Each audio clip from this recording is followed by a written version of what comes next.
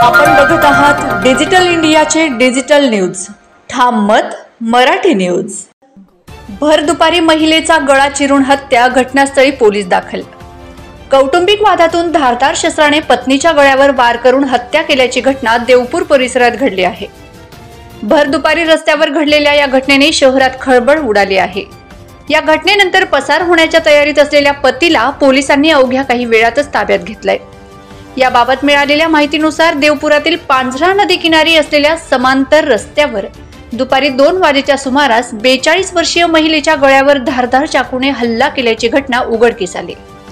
घटनेची माहिती मिळताच देवपूर पश्चिम पोलीस ठाण्याचे अधिकारी कर्मचाऱ्यांसह उपविभागीय पोलीस अधिकारी ऋषिकेश रेड्डी व स्थानिक गुन्हे अन्वेषण विभागाचे सहाय्यक पोलीस निरीक्षक श्रीकांत पारधी, पश्चिम देवपूर पोलीस ठाण्याचे सहाय्यक पोलीस निरीक्षक सुरेश शिरसाट, पोलीस कर्मचारी धर्मेंद्र मोहिते, चंद्रशेखर नागरे, पुरुषोत्तम सोनवणे, दीपक गायकवाड, मनोहर पिंपळे, सुनील राठोड, नरेश मराठे, बंटी साळवी यांनी घटनास्थळी धाव घेतली।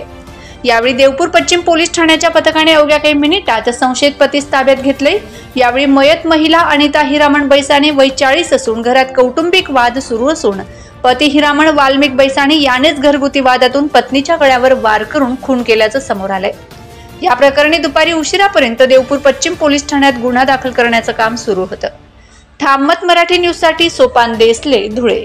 महाराष्ट्रातील ताज्या घडामोडींसाठी पाहत रहा ठाम मत मराठी न्यूज। तसेच आमच्या चॅनलला लाईक, शेअर, सबस्क्राईब करायला विसरू नका।